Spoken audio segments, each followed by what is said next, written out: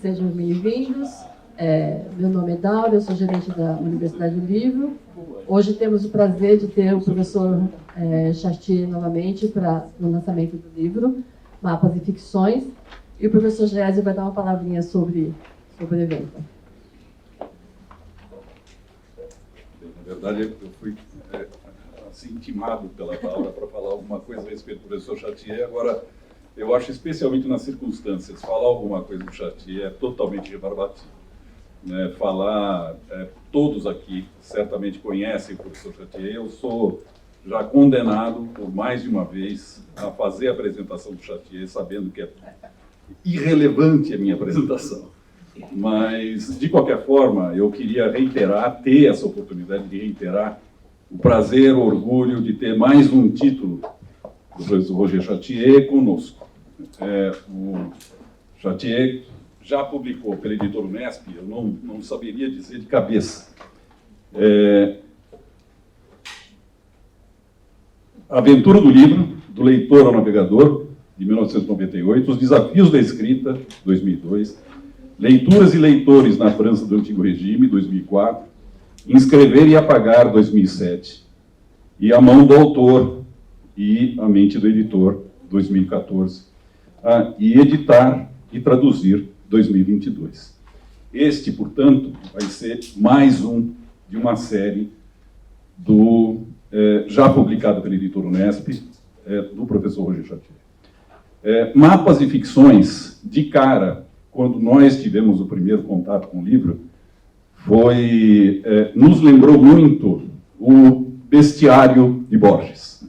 Da mesma forma que o Borges faz um apanhado de seres imaginários, o que o professor Chartier fez aqui foi identificar aqueles mapas, um atlas imaginário, do imaginário, em que vários autores, ao longo da literatura, identificaram a espacialidade.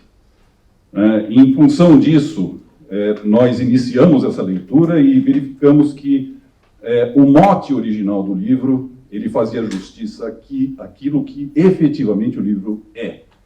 Um livro extremamente agradável de ser lido. E para um editor não existe nada de mais agradável que saber que está publicando um livro agradável.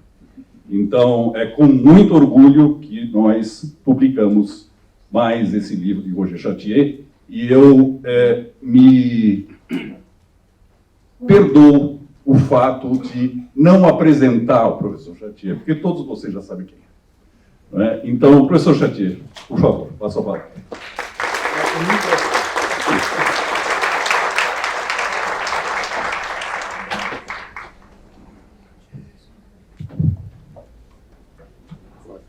Boa tarde.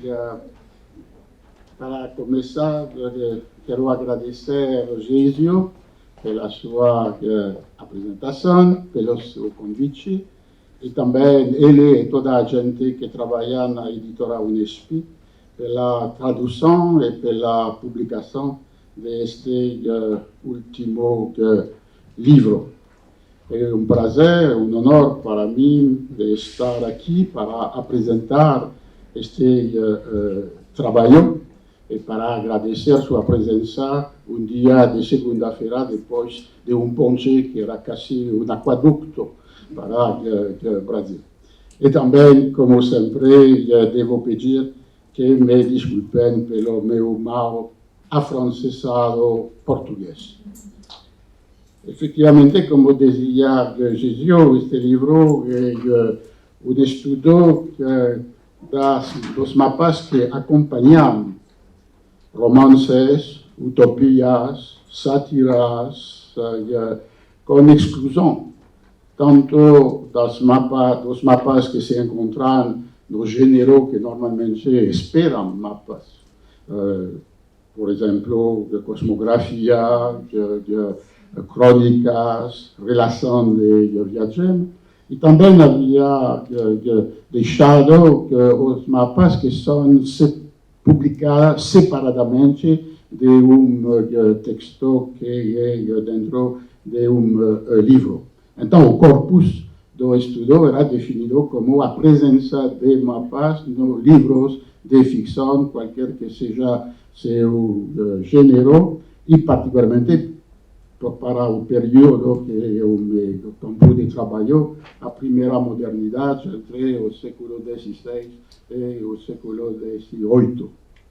Hoje eu não vou seguir exatamente o livro, mas acho que seria preferível de apresentar alguns exemplos que permitem uma reflexão sobre o papel desempenhado pelos mapas nos relatos, nos textos de ficção e, consequentemente, que são os efeitos que podemos pensar foram produzidos sobre os leitores e para a interpretação ou apropriação do texto do livro que estava vinculada com a presença de ou várias mapas na edição do livro. Esta pesquisa começou com uma cópia da edição de Don Quixote, publicada em Madrid em 1782, no formato em octavo. Havia uma primeira edição em formato em quarto, 1780, a edição de Don Quixote, e que encontrei na Universidade de Pensilvânia, onde estou professor durante parte do ano. Tratava-se de uma nova edição, menos cara, como dizia, de uma edição mais luxuosa, publicada 2 anos antes, e publicada por Joaquim Ibarra para a Academia Real de Madrid. O texto de este Don Quixote foi estabelecido por Vicente de los Ríos, que também era um membro da Academia Real de Espanha. E Vicente de los Ríos escreveu também para o livro uma análise de Don Quixote e um plano cronológico del Quijote. E por a primeira vez na história de Don Quixote, havia na edição mapa do Brasil adicionado ao livro. E este mapa tinha todas as credências científicas necessárias. O mapa havia sido estabelecido por Tomás López, que era geógrafo e cartógrafo do rei, com base das observações feitas por José de Hermosilla, membro do Corpo Real dos Engenheiros. Daí paradoxo fundamental: desenhar sobre mapa autêntico de território real os itinerários ou as 3 saídas de personagem fictício, Don Quixote. 3 efeitos serão esperados ou produzidos pelo mapa introduzida na edição de Don Quixote. Primeiro, confundir o mundo do leitor e o mundo do texto, de acordo com a expressão de Borges, para contribuir para uma forma de suspension of disbelief, de suspensão da descrença, da incredulidade, necessária para o encantamento da ficção.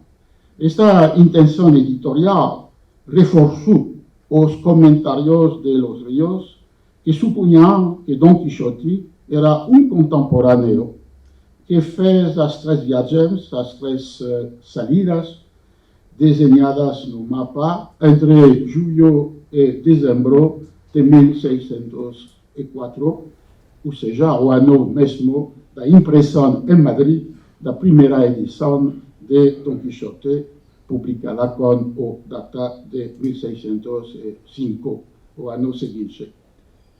Em segundo lugar, o mapa fornecia um índice, uma tabela geográfica das principais aventuras ou desventuras do herói, indicando e mapeando 35 lugares e episódios da narrativa.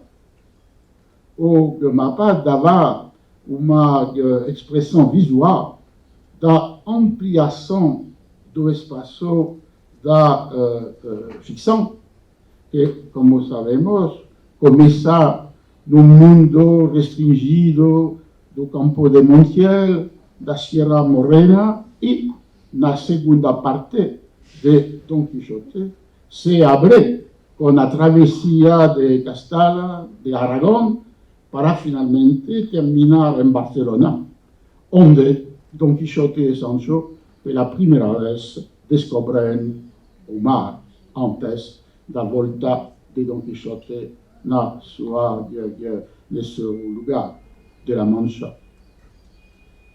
Por último, Vicente de los Ríos usou a mapa para corrigir os erros geográficos e cronológicos de Cervantes por meio da comparação entre as distâncias medidas no mapa graças à escala e o tempo permitido pelo texto para as viagens entre dois lugares. Isso se vinculava com a crítica do tempo contra as imprecisões, erros de Cervantes na escrita de Don Quixote.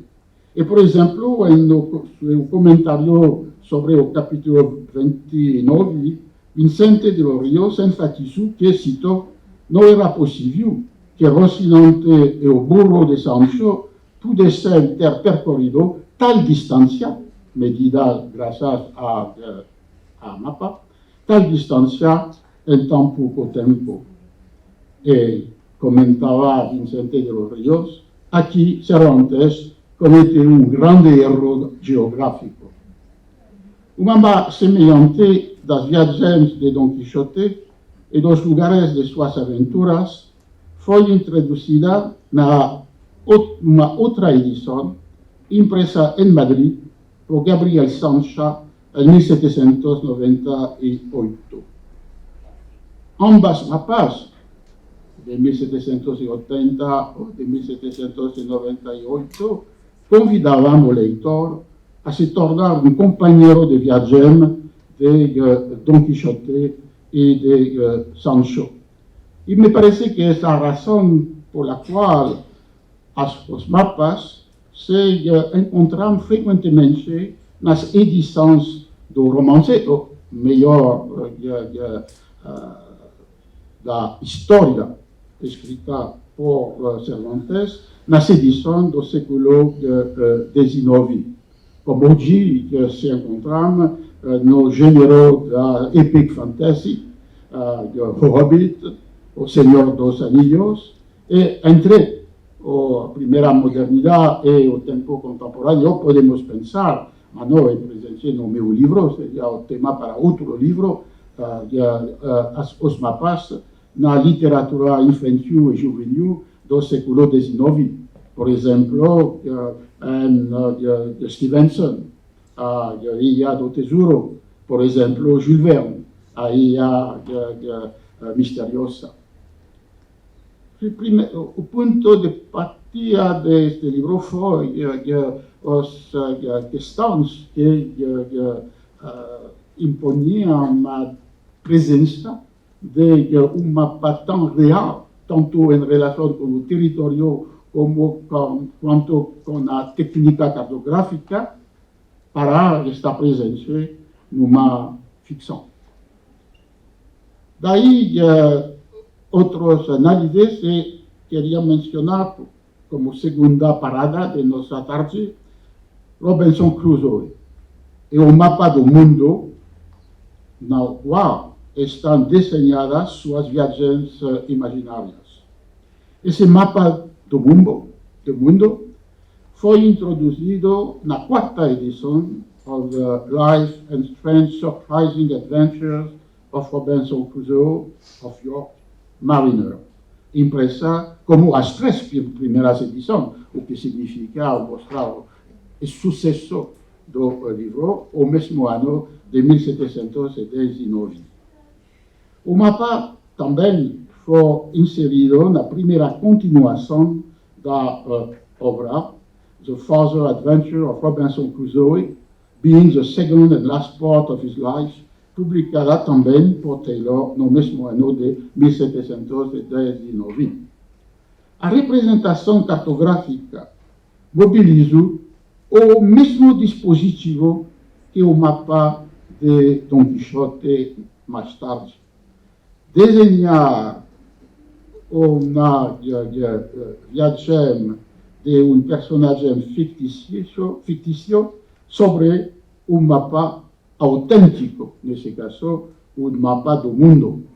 E esse mapa, elaborado pelo geógrafo e cartógrafo Herman Moll, citou o que dizia Moll a propósito de seu mapa, de acordo com as mais recentes descobertas e a partir das observações mais exatas.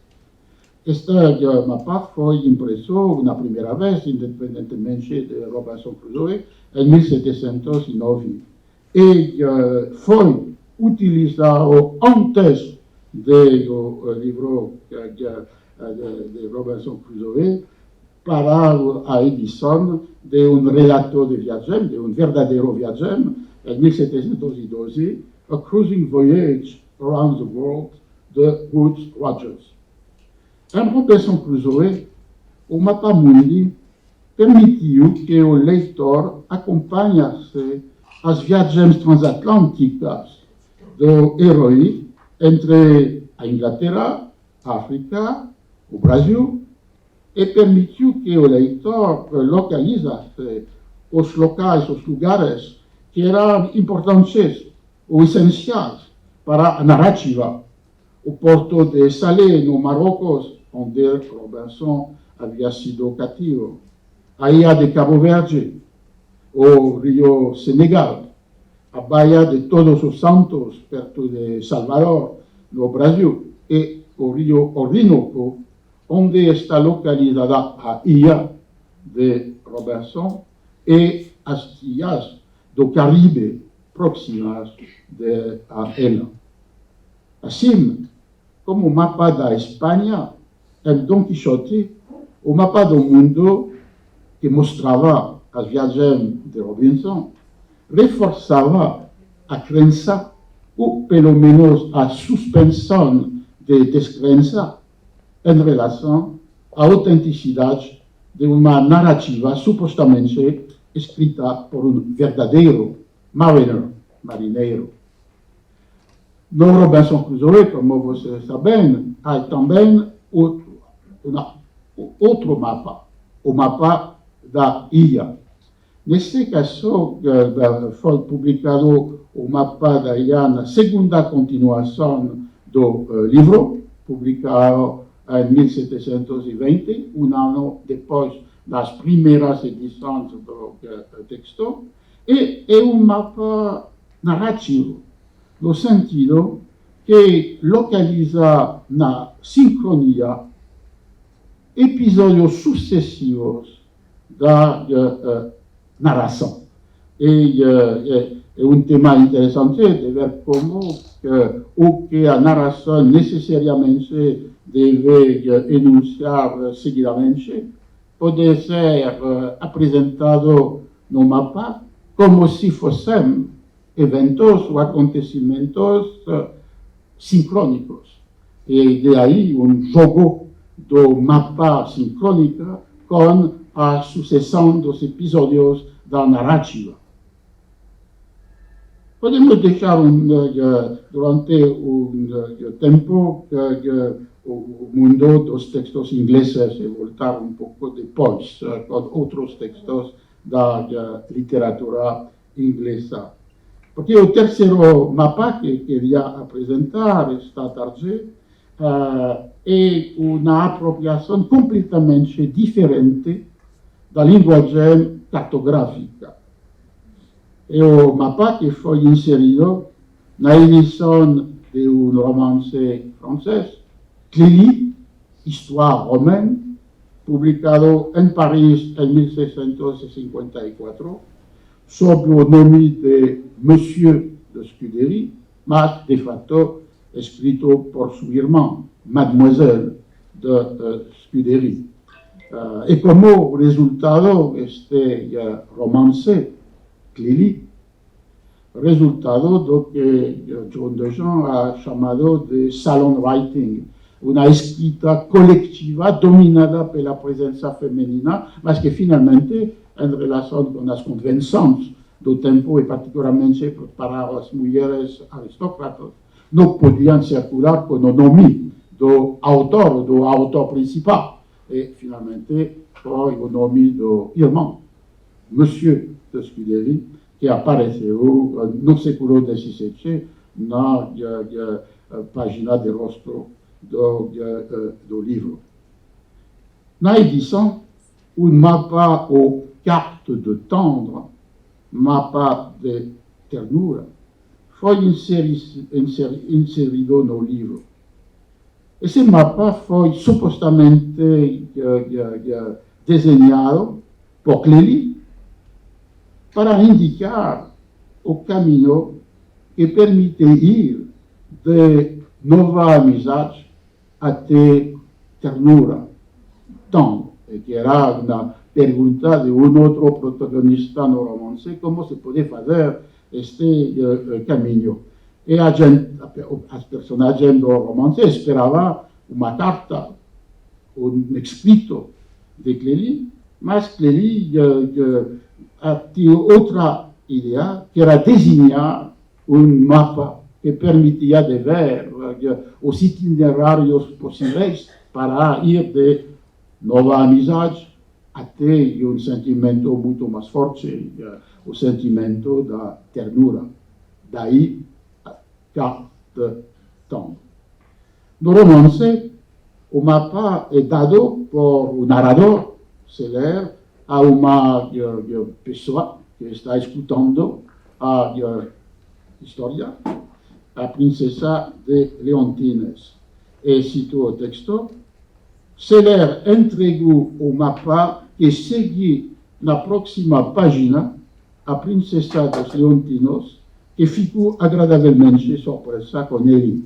E aqui há jogo entre o mapa de palavras do texto e o mapa bem real, que o leitor que ha comprado o livro pode encontrar após a página 396 do livro.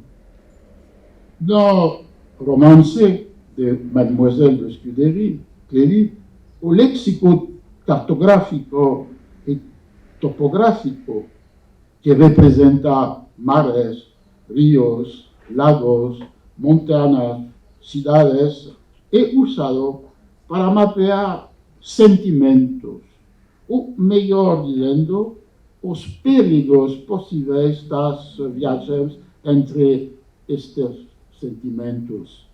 O viajante está sempre ameaçado sobre o mapa pelos possíveis desvios que podemos levar tanto ao lago da indiferença, a mar de inimizade, quanto na parte superior do mapa até o mar perigoso, que seria o mar do amor, diferenciado com todos os riscos possíveis da ternura, que é o último lugar que representa o mapa.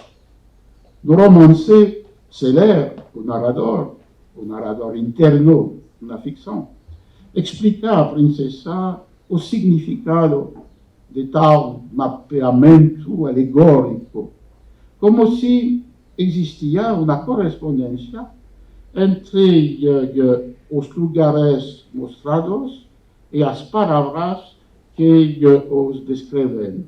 Uma equivalência entre o texto e a imagem. Isso é tema do livro, além da carte de tendre de Mademoiselle de Scudéry. Como devemos pensar a relação entre imagens, não somente mapas mas también mapas y textos, palabras, escritos. Y claramente, durante la primera Edad Moderna, como ha mostrado nuestro colega, amigo español Fernando Bausa, o paradigma dominante, o paradigma da equivalencia. As imagens narram e as palavras pintam.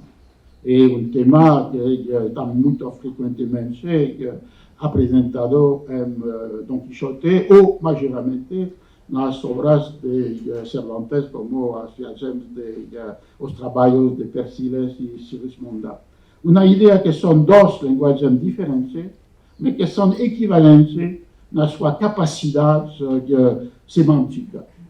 E, evidentemente, a partir do século XVIII, a maneira de pensar, a relação entre as imagens e as palavras escritas se modificou com uma ideia que a imagem é um suplemento ao texto, que a imagem pode representar o que o texto não pode narrar. Por exemplo, hemos já encontrado isso com a ilha de Robinson Crusoe, que pode mostrar na sincronia vários eventos, desde o naufrágio até a volta na Inglaterra, os 3 momentos em que os canibais entram na ilha. Então, uma sincronia, um pouco como na pintura bizantina, que podia ser, todos os eventos são contemporâneos uns dos outros.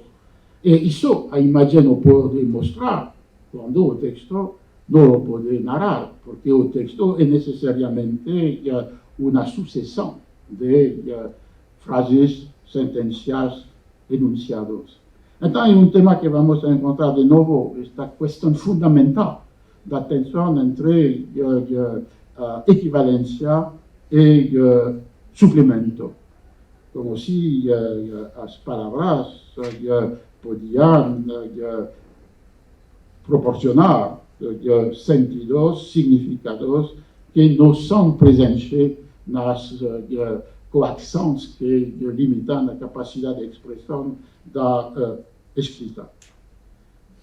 Nesse caso, esta atenção tem também uma dimensão historiográfica ou crítica, porque se no romance de Mademoiselle de Scudéry é uma temática da equivalência que está fundamental, o que narra Seller é o que vê a princesa olhando como leitor ou a leitora o mapa.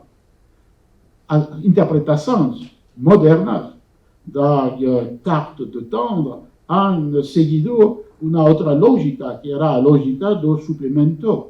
E olhando ou vendo na carte de Tendre toda uma série de representações que não são evidentemente presentes no texto mesmo. Representação de uma âncora, representação de um coração, representação de um corpo feminino. E o desafio para o historiador de hoje é o grau de liberdade da interpretação em relação com o que os leitores e as leitoras do século XVII podiam decifrar no linguagem iconográfico do mapa de Tendre, estritamente equivalente com o texto da narração, ou bem já, mas não temos fontes para o mostrar, já procurando, proporcionando sentidos ou significados que não eram dentro do texto mesmo. Se deve pensar que este romance de Mademoiselle de Scudéry, e particularmente a carte de Tendre, ha encontrado un enorme suceso e han producido una serie de usos posteriores da linguaje cartográfico para varios textos o proyectos.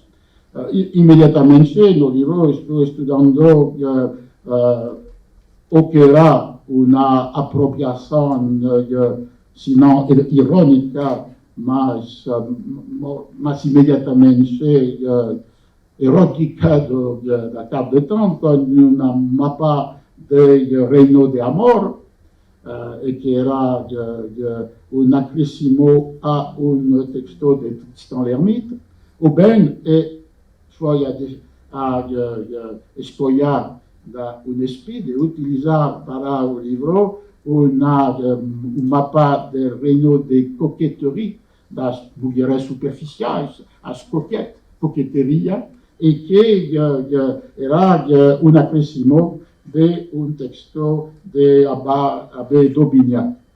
Ambos casos son interesantes porque nesse caso os textos foram publicados sem mapas. E o sucesso da invenção de Mademoiselle de Scudéry ha incitado que são alguns desenhadores de representar o reino de amor, o reino de coqueteria, e em muitos exemplares hoje de estes textos se encontram o mapa presente, quando, como dizia, não figurava na primeira edição destes dois textos. Mas a apropriação da invenção cartográfica de Clélie não se limita a estas variações sobre ternura, coqueteria ou amor. Também pode ser mobilizada para um projeto mais fundamentalmente ideológico ou político.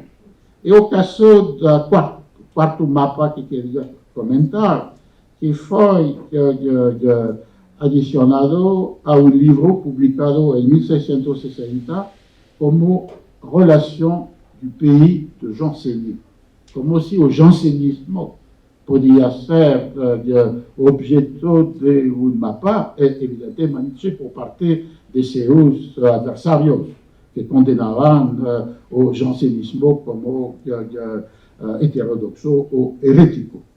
E este livro foi escrito por Zacharie de Lisieux, pseudônimo de Louis Fontaine, e é outro exemplo do gosto por países imaginários inspirado por a Clélie de Mademoiselle de Scudéry. O texto é um panfleto anti-jansenista, na forma de um relato de viagem no país do jansenismo.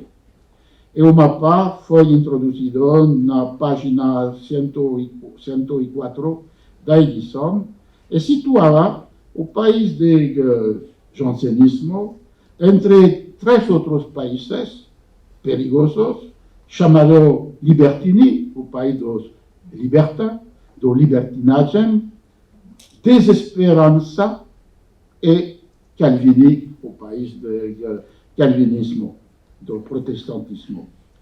Em sua descrição dessa geografia, o autor Zacharie de Lisieux enfatizou a consequência de tal proximidade, que traz para a Jansénie tudo o pior de seus vizinhos.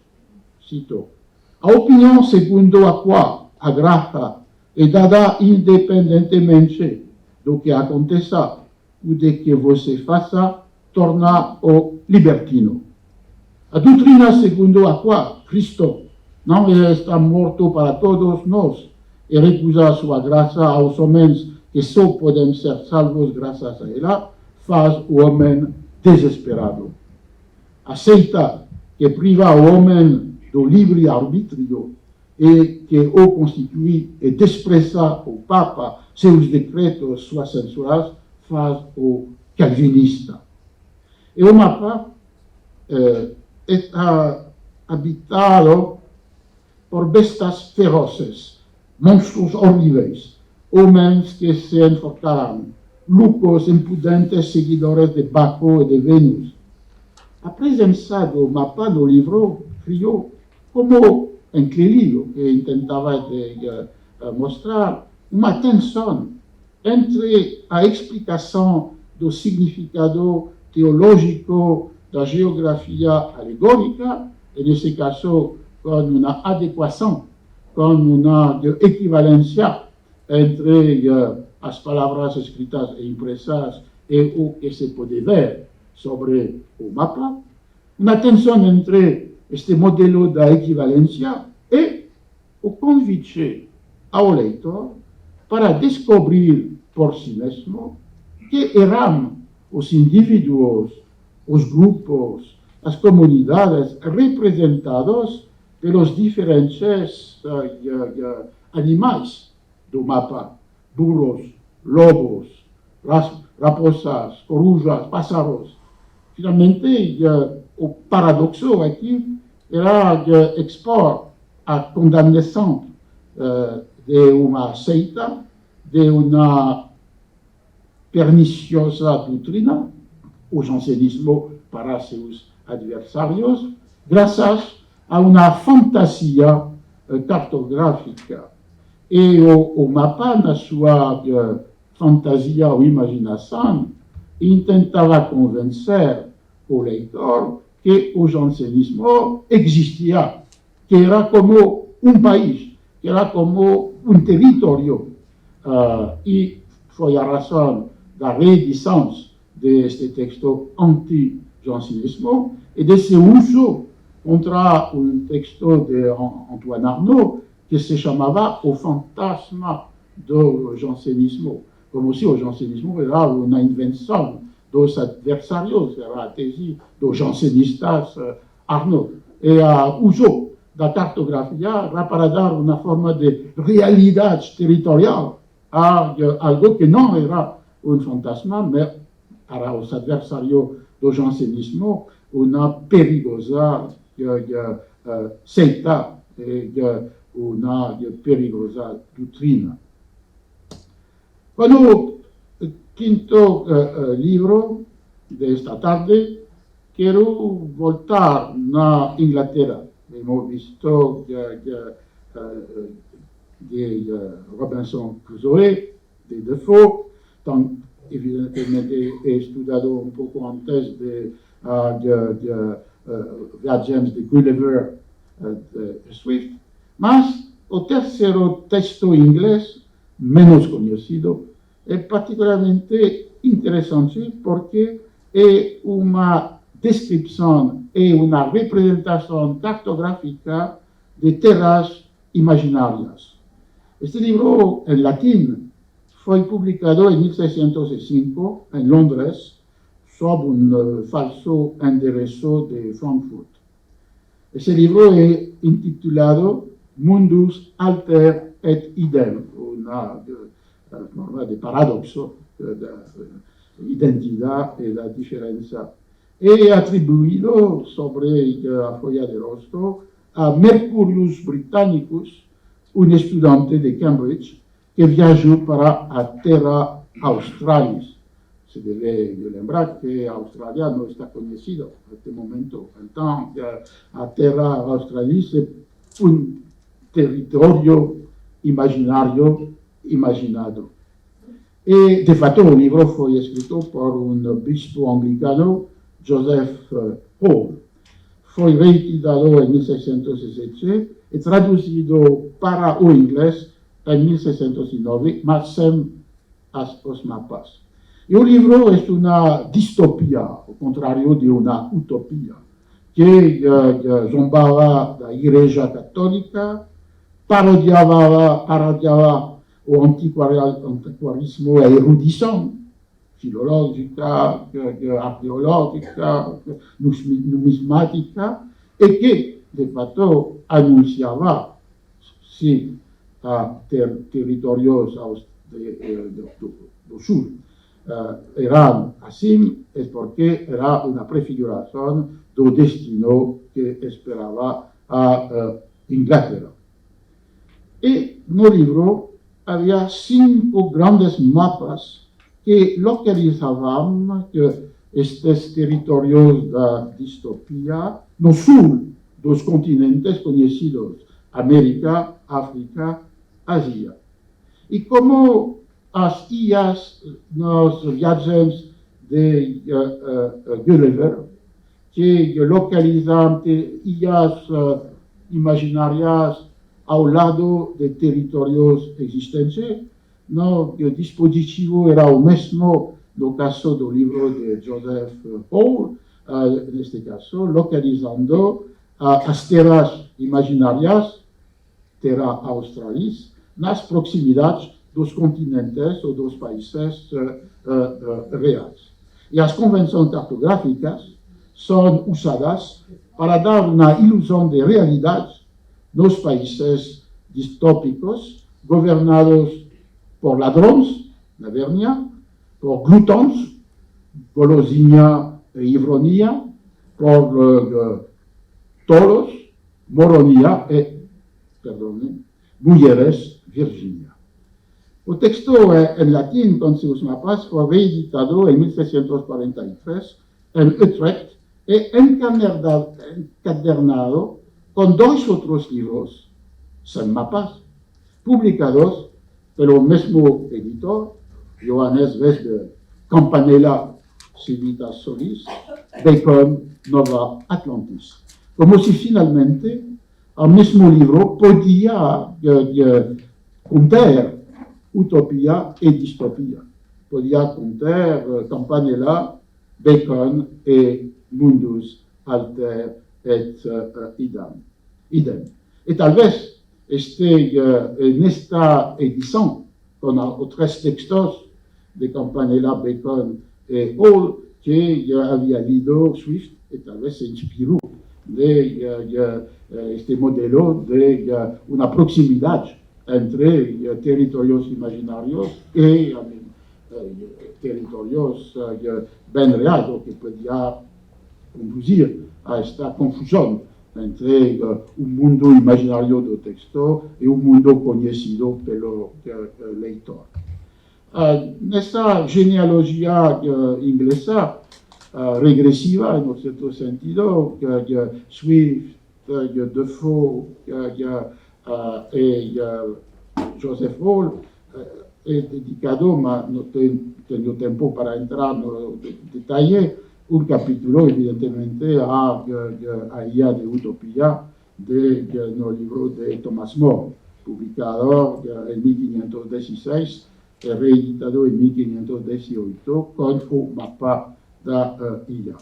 Para dizer o essencial do análise que se pode fazer acompanhando textos famosos de Carlo Ginzburg ou de Louis Marin sobre o texto e a imagem da IA na Utopia de Thomas More, talvez três elementos interessantes. O primeiro é a tensão que existe entre a ironia imediatamente indicada pelo título da Utopia, que utiliza a palavra festivus, uma facecia que localizava o texto de More dentro de uma tradição começada com Luciano e toda uma tradição de textos irônicos, cômicos, e ao mesmo tempo, nesta perspectiva de ironia, a representação da IA como se fosse um território existente. A IA de Utopia está apresentada ao leitor, que introduz a tensão entre o irônico e o efeito de realidade. Mas o que é interessante é que a representação da IA é uma representação de algo irrepresentável, por duas razões. A primeira razão é que é impossível de respeitar as indicações topográficas da relação entre o diâmetro e a circunferência, das relações equidistantes entre todas as cidades da IA quando se quer fazer uma representação exata do que está descrito. E alguns geógrafos do tempo contemporâneo han tentado de representar conformemente ao texto, aí é impossível. Desta maneira, é uma primeira impossibilidade. As indicações textuais não permitem uma representação gráfica. E a segunda impossibilidade é que a IA da utopia é sem localização. E, como dizia Louis Marin, esse não lugar. Como representar com uma técnica de cartografia algo que não tem localização ou que não tem dimensão de lugar próprio. Então, há jogo sutil no texto de Thomas More entre o uso da representação cartográfica que podia dar a ilusão de uma realidade territorial e todos os elementos festivos, impossibilidade geométrica de representar as indicações textuais, ou finalmente, esta IA que nunca no texto está localizada, está nulle part, em nenhum lugar, cria o interesse, imaginou para o leitor que percebia este tipo de contradições, prazer de leitura. Finalmente, a terceira lição de Thomas More, e talvez o que seria uma possível conclusão, é que estou falando de mapa em texto de ficção, mas a prática mais comum era de não pôr mapas em um texto de ficção, e de não pôr imagens no texto de ficção, e por várias razões, mas o custo maior da publicação, quando havia este uso de acréscimo do texto com mapas. E a tradução desta dificuldade econômica, para começar, era o fato que quando o texto foi reeditado em latim, ou quando foi traduzido em todas as línguas europeias, temos para o século XVI e começo do XVII 5 edições em francês, 7 em inglês, 4 em holandês, 2 em italiano. Há uma série de edições do texto latino original e somente 3 de todas estas edições têm mapa. Todas as outras han suprimido, ignorado a presença do mapa da IA. O que deve, para nós, que associamos imediatamente o texto de More com a representação da IA, deixar pensar que para muitos leitores do século XVI ou XVII, inclusive a segunda edição em latim, não podia haver a IA e não podia desfrutar do jogo entre a representação de uma terra irrepresentável. Então, é uma primeira reflexão. Acho que o tema do custo da publicação estava importante para limitar o uso dos mapas nos livros da primeira Idade Moderna. E particularmente por uma razão técnica, a partir de XVI se ha preferido a gravura sobre cobre e não a gravura sobre madeira. Quando tem uma gravura sobre madeira, é possível de introduzir a imagem na composição tipográfica e de imprimir texto e imagem com a mesma prensa na mesma gráfica. Quando se ha preferido, por razões estéticas, o uso da gravura sobre cobre, se precisava de uma outra prensa, que se chama na enciclopédia de presse en taille douce, e se precisava de outra oficina. Então, tecnicamente, é financieramente, por razón do costo, era una dificultad de introducir imagen nos textos mesmos. Tal vez no caso de Moore podemos encontrar otra razón, a conciencia por algunos de los editores que era irrepresentable no un lugar. O un tema que discutiré para terminar, la idea que una perspectiva dominante de la primera edad moderna è la perspectiva da ekfrasis. É possível de fazer imagens mentais a partir somente das palavras.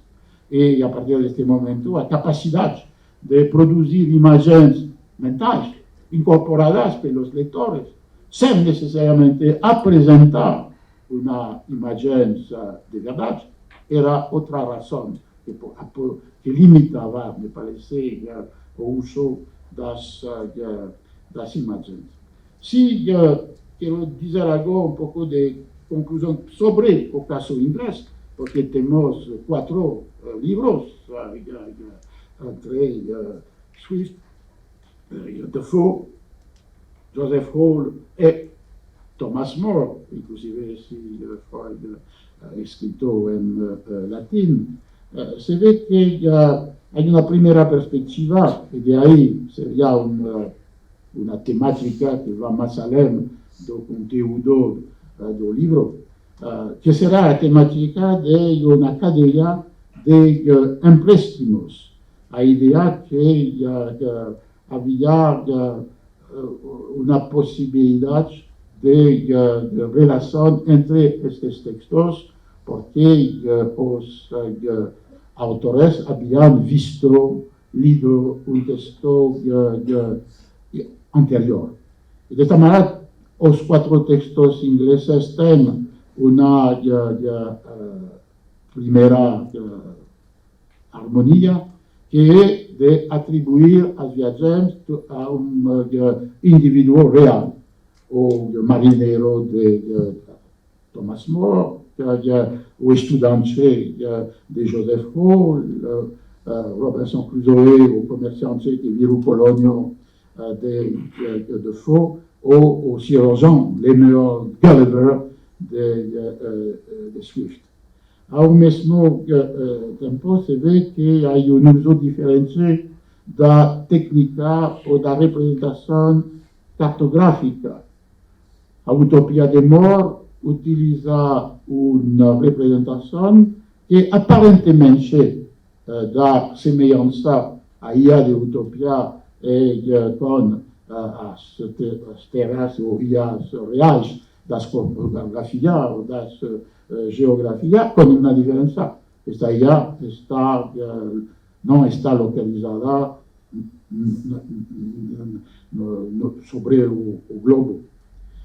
Os mapas de mundos alternativos, como os mapas de Swift, jogando na ideia de mostrar ao leitor territórios imaginários ao lado de territórios bem reais. Desta maneira, uma outra forma de suspensão da incredulidade. E no caso de Robinson Crusoe e depois de Don Quixote, era uma maneira de localizar sobre um mapa do mundo, um mapa de Espanha, itinerários de peregrinações, viagens de caracteres imaginários. E desta maneira de jogar de outra maneira entre a crença por parte do leitor e a ilusão da fábula.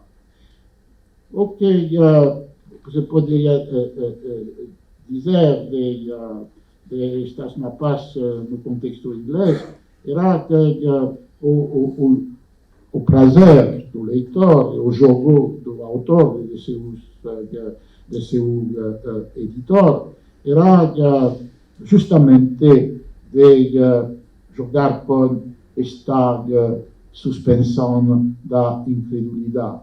Reforçar todos os elementos que devia permitir crer, pensar que o que se lê é uma relação com algo real, que aconteceu, personagem, uma viagem, e ao mesmo tempo, no texto mesmo, de multiplicar as indicações ou advertências que fazem lembrar este leitor que deve abandonar juízo crítico para desfrutar da ficção, nunca deve também estar sem a consciência irônica, divertida, festiva, que aqui há jogo literário e que, nesse caso, a tensão entre o credenciamento da realidade e, ao mesmo tempo, a presença de todos os elementos que se afastam desta credência, desta autenticação que está no texto, e a razão do prazer. Vou terminar com uma última geografia. Hemos visto uma genealogia inglesa que podia ir de Thomas More até Joseph Hall, até Gulliver, até Robinson Crusoe, Defoe, Gulliver Swift.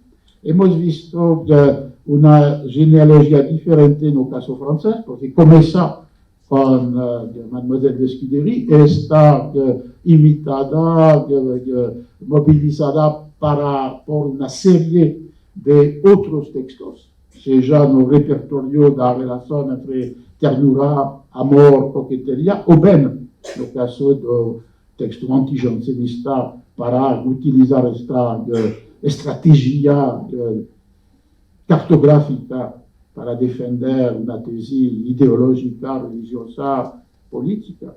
Mas na terceira história, que termina o livro, um pouco diferente, porque não é uma genealogia, nem criada a partir de um texto que é a matriz, ou bem com encadeamento de uma série de textos.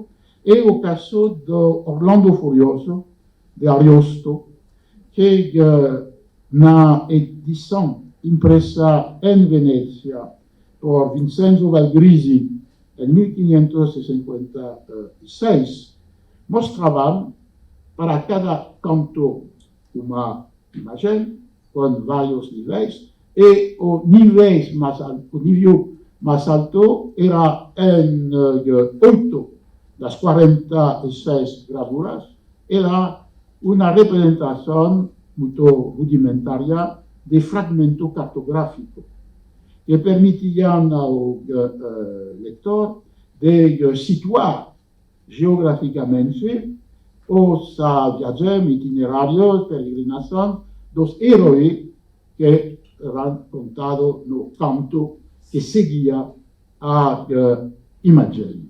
E Vincenzo Valgrisi havia utilizado elementos de cosmografia ou geografia para esta presença de fragmentos de mapas que permitia de seguir a viagem de personagem ou somente de localizar onde o canto se desenvolvia. Havia para duas destas imagens, na edição de Orlando Furioso, algo um pouco mais sutil, que era de propor uma imagem que se deveria olhar desde baixo para cima e assim seguir a viagem do herói. O primeiro caso era Rodomonte, que seguia o rio Rhône, rodando desde Lyon, abaixo da imagem, até o mar Mediterrâneo, acima da imagem. Ou havia a mesma técnica para a viagem de Rinaldo, que estava navegando sobre o Po, na Itália, e abaixo da imagem eram os Apeninos, e acima da imagem era Ostia, onde chegava Rinaldo. Era interessante de finalmente, para a imagem de apoderar-se do leitor, espectador, para conduzir ele, como haviam feito estes dois heróis. A presença deste fragmento de cartografia é unicamente nas edições de Valgrisi, mas todas as suas reedições. 10 edições de Valgrisi, entre 1556 e 1587, retomam as imagens com os fragmentos de mapas. Todas as outras edições de Orlando Furioso ignoram esta referência ao uso cartográfico. E a razão desta especificidade era o fato de que o editor, no sentido de copy editor da edição de 1556 de Valgrisi, era Girolamo Ruccelli, que era um especialista de Ptolomeu, da cartografia, da geografia. Claramente havia sugerido ao editor de introduzir este elemento cartográfico nas imagens dos cantos do livro. Entre parênteses, o caso italiano, eu sugeria uma outra perspectiva, que era quando a cartografia, pero não é objeto do livro, seria um estudo diferente. Quando a cartografia é não mais a cartografia dos caracteres imaginados, mas a cartografia das viagens do autor. E no caso italiano, o que me havia chamado a atenção é que há uma edição das obras de Petrarca, em 1525, por Velutello, e que tem um mapa da Provença de Petrarca. Se vê Carpentras, Avignon, você sabe que no rime de Petrarca é atacar contra o Papa de Avignon. Se vê também Vaucluse, que é o lugar do encontro entre Laura e o poeta. Então havia como uma cartografia, se não dos desplaçamentos, das viagens de Petrarca, mas do mundo provençal de Petrarca, que era localizar o autor uma referência geográfica aos textos, e particularmente, seja os textos contra Avignon, ou bem todos os textos que se vinculam com a história de amor com Laura. Não sei se há muitos outros exemplos entre este momento inicial de Velutello, Petrarca, Provença, até um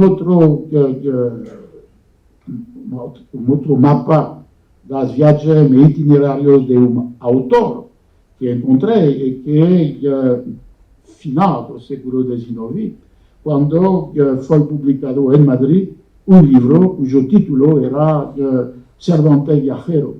E são, no livro, há uma mapa, e que é uma cartografia das várias viagens de Cervantes, como soldado na Itália, participando da Batalha de Lepanto em 1571, capturado pelos piratas quando voltavam na Espanha, e daí 5 anos nos banhos de Argel se vê isso. E para terminar, as viagens de Cervantes na África do Norte, e uma viagem possível, mas não necessariamente certo, nas Açores.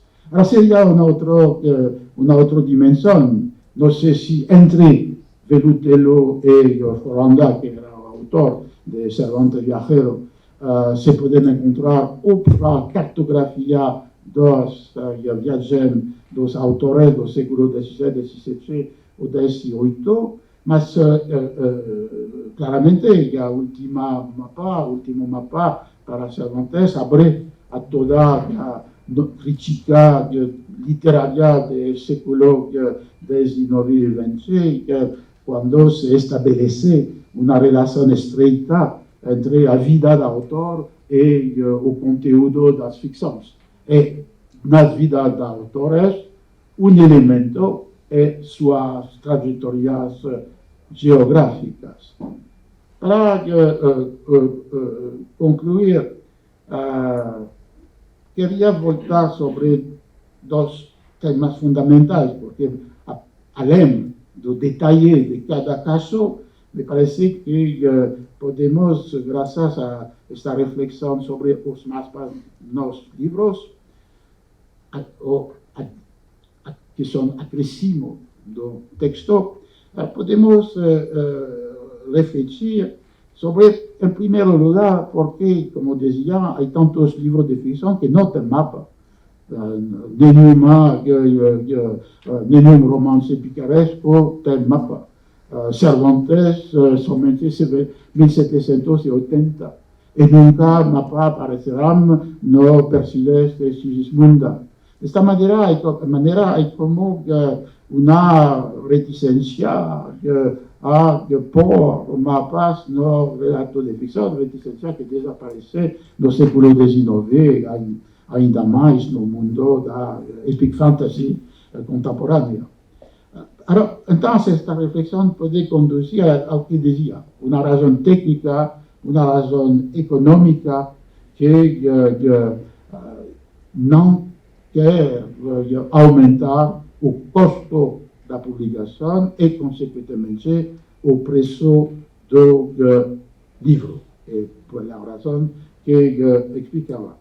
A segunda razão que mereceria uma atenção mais desenvolvida é este tema da ecfrasis, que é uma técnica clássica da retórica, fazer surgir na mente dos ouvintes imagens que são produzidas pelas palavras mesmas, e seria possível de escrever uma história literária da ecfrasis, não somente no campo da retórica.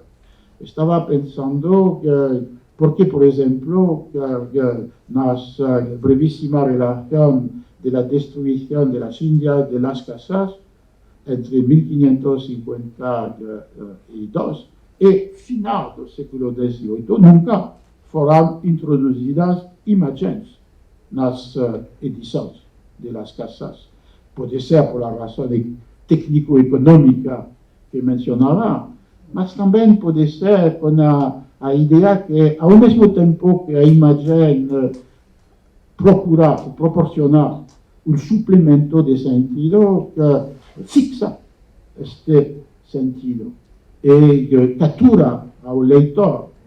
Quando as palavras, por exemplo, de las casas, nas descrições dos horríveis massacres cometidos pelos espanhóis no Caribe, no México, no Peru, sem imagem, tem talvez as palavras uma força maior de produzir na imaginação efeito de temor, de horror. É uma possibilidade de pensar a ecfrasis, produzir imagem com palavras que não somente como algo que reduz o poder da imagem, mas ao contrário, talvez, que dá uma força inédita às palavras. Me lembro do conto de Borges, El espejo e a máscara, na qual, há um momento, o poeta que está frente a seu rei vitorioso deve dar uma loa de alabanza, um louvor. Há um momento que, através do uso das palavras como ecfrasis, produz a presença da batalha, talvez mais que uma imagem podia fazer. E Borges escreveu não era uma representação da batalha, era a batalha. Uma imediata presença do evento, graças às palavras. Quando a imagem, evidentemente, pode introduzir imediatamente a distância entre a representação e o que é representado. Pero es otro tema de reflexión. Y último tema de reflexión, será para cualquier estudio de texto, reforzado tal vez cuando estamos frente a esta relación ambigua, correspondencia, equivalencia u suplemento, sustitución da imagen en relación con el texto, que era una reflexión finalmente sobre las percepciones, las apropiaciones de los lectores del pasado, dos objetos que presentaban al mismo tiempo un texto y una o varias imágenes dentro de las mapas, que podía ser los efectos producidos sobre su comprensión, apropiación dos textos. Se abre aquí un espacio, evidentemente, en que la historia no puede probar.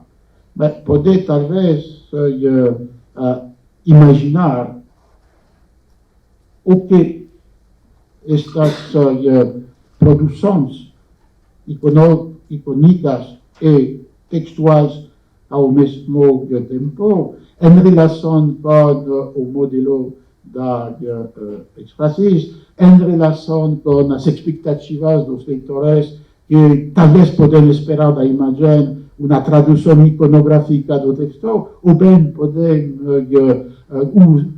usar estas imágenes para ellos mismos escribir en su mente un otro texto, con un otro significado, vendo cosas que el texto no enuncia. Todo eso me parece un desafío en relación con la interpretación histórica de los textos e imágenes del pasado localizado entre las certezas del análisis controlado y tal vez una posibilidad por el historiador o lector de imaginar o que fue imaginado no pasado. Obrigado.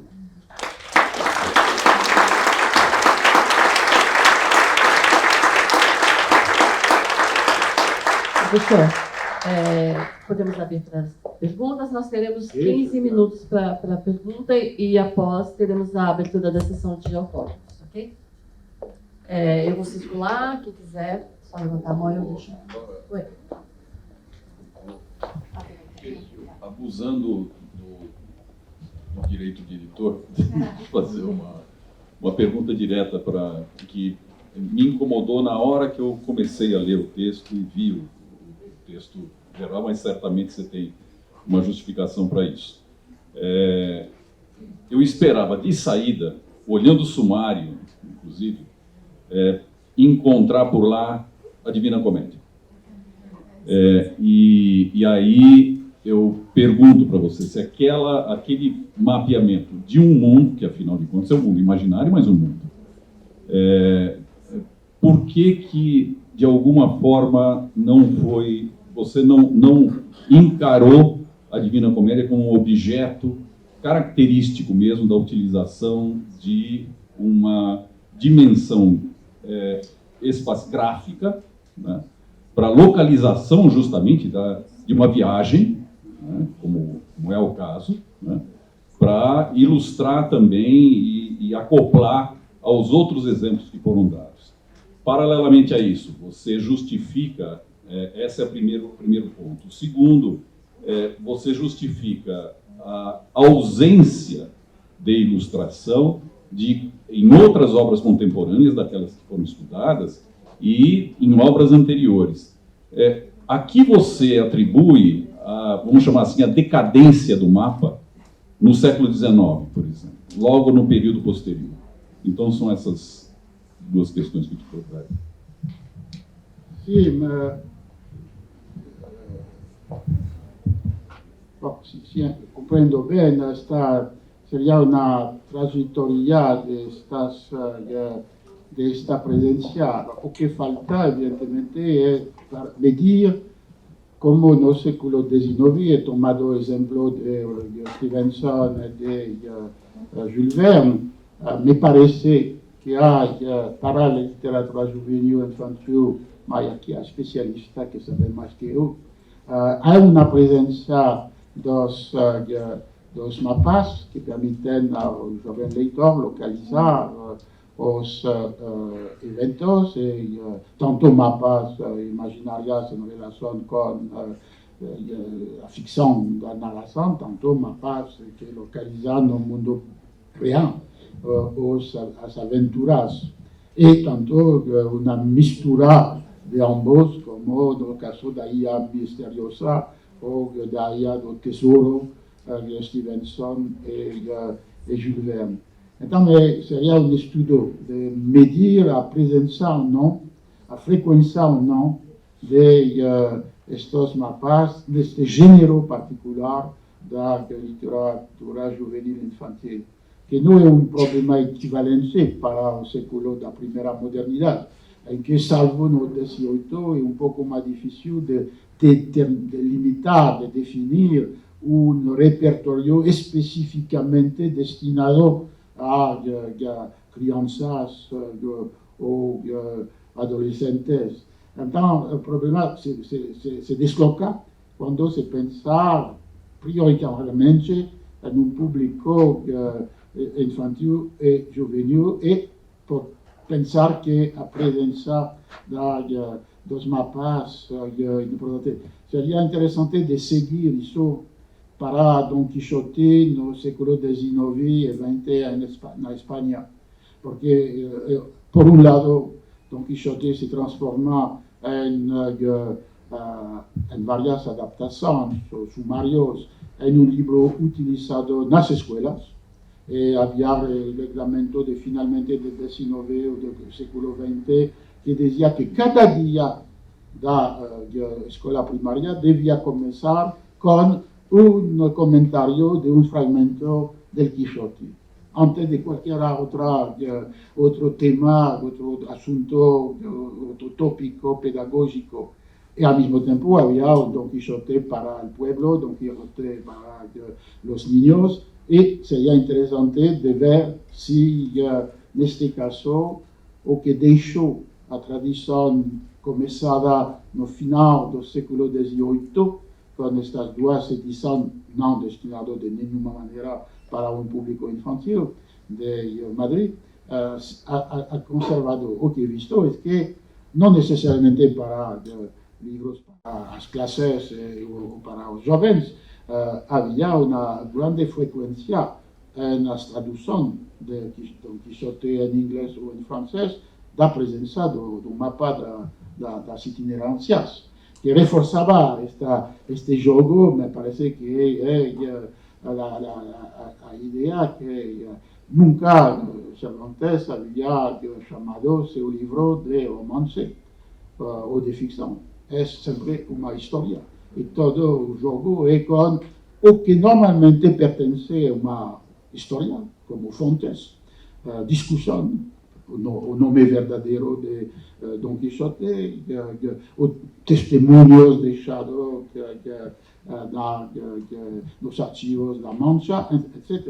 Entonces, esta dimensión de hacer creer una ficción como historia podía encontrar con una presencia casi sistemáticamente o frecuente de los mapas un refuerzo. Sería una manera de responder, de prolongar el estudio sobre el siglo XIX, que es muy rico en relación de, por un lado, una estrategia editorial en relación con las expectativas de varios públicos, populares, adolescentes, escolares, y de otro lado, una posibilidad técnica con las transformaciones, las técnicas de la imprensa, que permitía, sin un costo extraordinario, de introducir imágenes o mapas dentro de los libros. Pero el periodo anterior me había llamado la atención de que todos los ejemplos que tomados, estudiados, no se refieren como ejemplo de algo que sería más que frecuente. En el caso de la literatura del século de oro, no conozco ningún ejemplo de una presencia de mapa, de un texto de cualquier sea a forma de romance, caballeresco,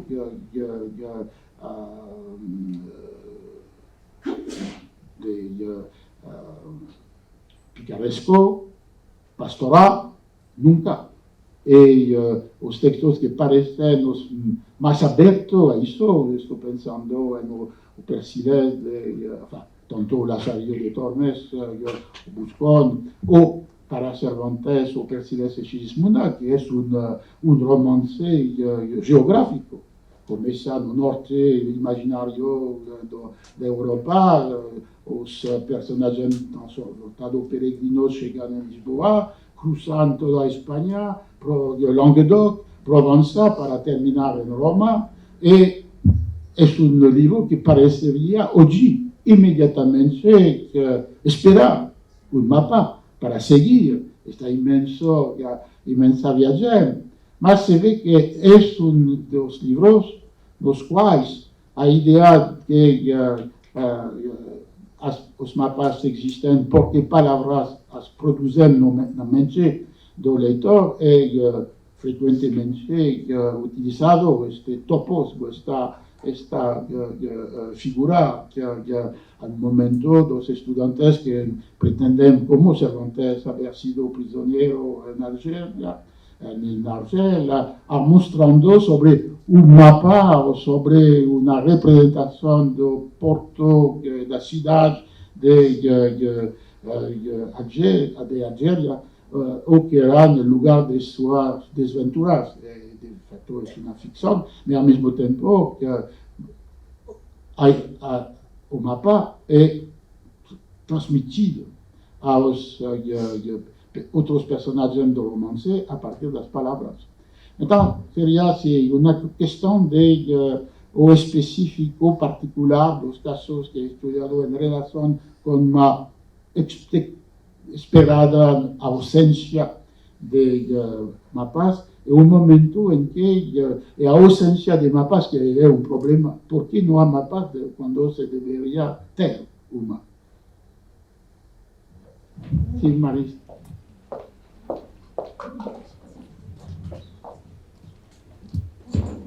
Professor, gostei demais da sua palestra. Ela é um belo apetite para a gente ler o livro com muita vontade de ir mirando as páginas. Eu fiquei pensando, o senhor, em algumas ocasiões, o senhor se referiu à literatura infantil, mencionando-a, mas deixando-a um pouco de lado. E eu fiquei me lembrando que há um clássico francês de literatura juvenil misturado com literatura didática, que é Le Tour de la France par deux garçons, e que teve um similar brasileiro, que se chama Através do Brasil. E é como se... o livro francês, ele é farto em mapas. Os meninos vão lá viajando atrás da família e a gente vai vendo por onde eles vão. No caso brasileiro, Através do Brasil, é de dois autores muito famosos do fim do século XIX, Olavo Bilac e Coelho Neto, mas o livro é muito parco em ilustrações. Mapas, então, nem se fala, sobretudo com a riqueza dos mapas que o senhor reproduz no seu livro. Não é uma questão de tecnologia e de economia muito envolvida nessa questão? Para explicar o problema de... Não sou especialista do siglo XX, mas a tecnologia, o que você mencionava, que permite uma presença mais frequente das imagens, se vinculam com a capacidade a partir do XIX, da mecanização da imprenta, de introduzir as imagens na mesma impressão que o texto. E nesse caso, me parece que pode ajudar a esta presença mais frequente das imagens nos textos. além disso, efetivamente, o problema da relação mapa e literatura juvenil ou infantil, que tem dos problemas. O primeiro seria literatura fora da escola, literatura dentro da escola. E um estudo dos manuais escolares poderia mostrar se, imagino que sim, uma presença mais forte, mais frequente das imagens. E o segundo problema é a presença dos mapas em textos que não são considerados como literatura, que seriam os mapas que acompanham todos os manuais de geografia, mas também que pode ser de história. E seria de ver que a fronteira entre ficção e não ficção, que é respeitado aqui, porque senão o livro seria sobre cosmografia, crônicas, relação de viagem, onde se encontram muitas mapas. Talvez, a partir do momento em que se entra no material escolar, esta diferença existe, ciências e ficção, mas poder também ter uma forma de encontro para localizar textos de imaginação sobre os lugares reais nos quais os episódios do texto se desenvolvem. O Tour de France par deux enfants seria um exemplo disso. É uma ficção e, ao mesmo tempo, é um livro de descrição geográfica, econômica, social da França contemporânea. E não é estudado, mas não sei quando e como será introduzida no texto da Tour de France des deux enfants, mapas. Seria um tema, era um limite em relação com a competência de primeira idade moderna, mas imagino que pode ser um tema realmente fascinante do século XIX. A técnica permite mais frequentemente a presença das mapas. O material escolar permite de ultrapassar a fronteira entre ficção e não ficção. O texto para os jovens podem mais e mais em uma cultura onde a imagem está mais presente, de apoiar, de fundamentar uma transmissão textual utilizando a imagem. O que falta neste livro seria a cultura cartográfica da gente que lê no século XIX, no século XVII, Mademoiselle de Scudéry, ou Swift, ou Defoe. E seria outro tema interessante, a cultura cartográfica da primeira idade moderna. Há exemplos espetaculares, a pintura holandesa, em muitos dos quadros holandeses do século XVII, contra a parede, um mapa. E o que significa que em um mundo marítimo, de comércio transatlântico, de imaginação dos outro mundo, a presença dos mapas não era tão excepcional. E para uma Vermeer, ou Duroux, outros dos pintores, mais finalmente que a presença de livro, era a presença de mapa, que estava um atributo de condição social, ou um elemento de um imaginário, não necessariamente com uma ficção, mas com uma existência social. Não acho que há o equivalente para a pintura francesa do XVII, não somente porque é menos, entre aspas, realista, mas porque talvez a cultura cartográfica era muito diferente. Então seria uma necessidade, se se quer explorar mais a possibilidade de recepção e de apropriação destes mapas dentro dos livros, de dizer algo sobre a cultura cartográfica. Talvez a representação pode ser uma fonte, uma outra fonte, sendo, mas não sei se jamais foi estudado dessa maneira, os inventários post-mortem, que descrevem os bens culturais que se encontram no lugar de um morto e, geralmente, descrição sumária de livros, de títulos, de objetos e talvez de mapas. Mas seria toda uma outra dimensão, que será um estudo sociocultural das fontes que permitem medir as diferenças entre situações europeias ou entre tempos cronológicos dos mapas da cultura cotidiana, que seria como um elemento do horizonte de expectativa dos leitores dos textos que é discutido. Por conta do tempo, faremos uma última pergunta. Vou estar mais presente para entender melhor.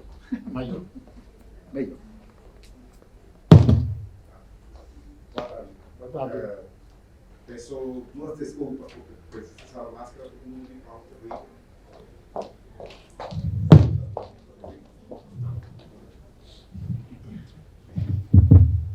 Boa tarde.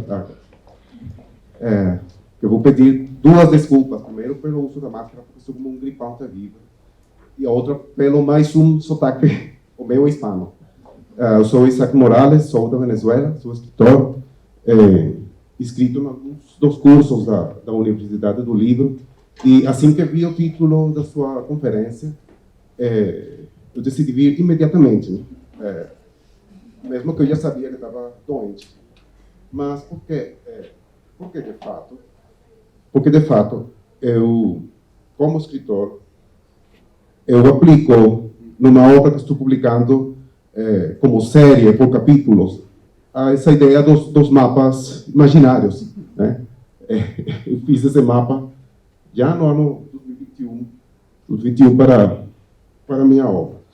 É uma série que tem perfil para jovens, porque, claro, existe toda uma influência atual da televisão e tem muito público juvenil que fica sempre perto daquelas figurinhas japonesas.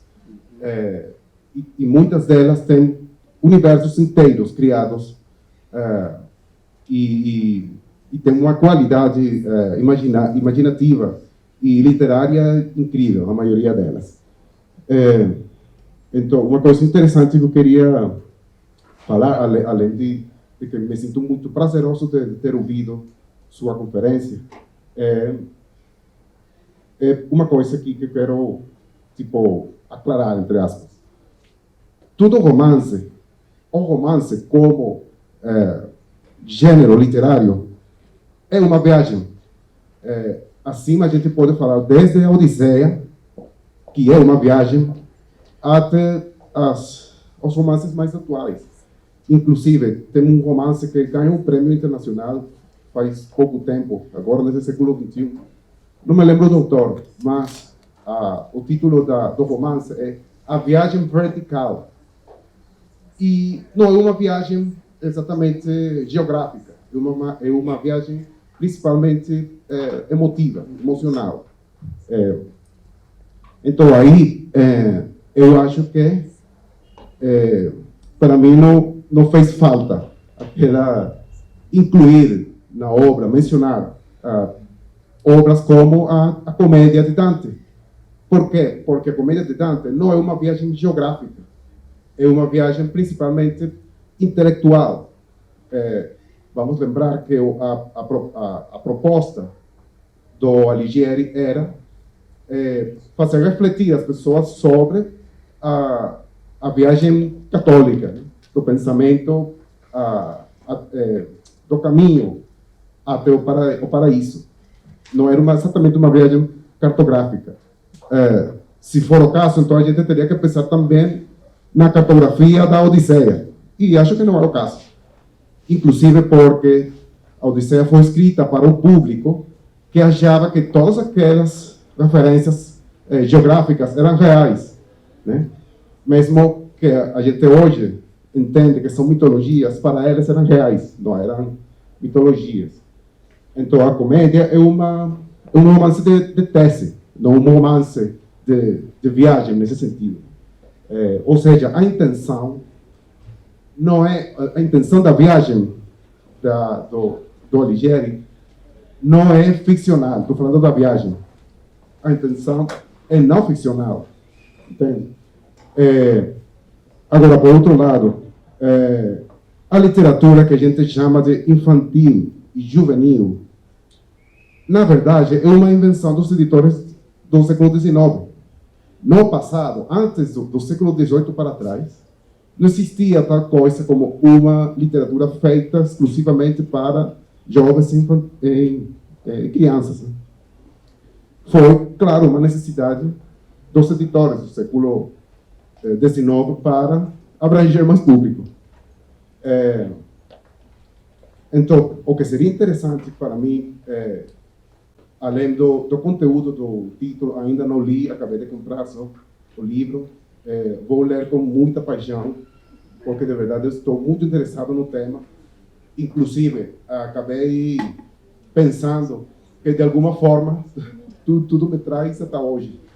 Eu precisava ouvir e ter esse livro. E agradeço muito ao professor Chartier. E, bom, é só isso que eu queria falar. Desculpa. Professor. Não, está bem. A referência a Dante é muito interessante, porque uma crítica possível do livro era que não havia considerado a representação por Botticelli do livro do Inferno, e que se pode considerar esta representação iconográfica como um mapa, mais ou menos, mas que dava a ver, porque você dizia, enquanto a uma ideia de uma viagem, que às vezes traicionava a intenção, porque dava uma realidade empírica de algo que não é na obra de Dante. Mas havia esta tradução, translação iconográfica por parte do Inferno através desta representação. Me parece, a segunda ideia, efetivamente, é a ideia da viagem, que pode ser em muitos dos gêneros que he mencionado, cavalleresca, romance cavalleresco, romance picaresco, romance pastoril, realmente uma viagem. E finalmente os dois grandes romances de Cervantes são viagem. Viagem que se construiu progressivamente entre a primeira e a segunda parte de Don Quixote, ou bem a viagem que começa nas ilhas do Groenland e acaba de terminar em Roma, no caso do Persíles de Sigismunda. Além da geografia quase intrínseca ao gênero do romance, que era um pouco o tema de Moretti, seu livro traduzido ao português do Atlas do romance europeu no século XIX, de mostrar que havia uma cartografia interna dos romances, utilizando as fronteiras, a metrópolis, seguindo os itinerários das personagens, construindo oposição a partir de oposição geográfica. É um livro particularmente interessante desde o ponto de vista, porque dava uma interpretação geográfica do romance, qualquer que seja o gênero de Sinovi, e que associar, vincular romance e viagem. Em outros casos seriam que as viagens não são necessariamente topográficas, geográficas, mas podem ser mentais, sentimentais ou emocionais. O problema, não o problema, mas a questão é quando e por que estas viagens narradas se transformam em algumas edições em uma representação cartográfica, que era um pouco a questão de ver o que significava para Gulliver, ou para Robinson Crusoe, ou para Don Quixote de la Mancha, a objetivação num mapa da viagem que é a sucessão narrativa do texto mesmo. Bom, gente, agradeço a todos e todas pela presença. Professor, mais uma vez, muito obrigado pela sua presença, que nos honra muito. E agora nós teremos a sessão de autógrafos. Você quer falar alguma coisa para terminar? Muito obrigado.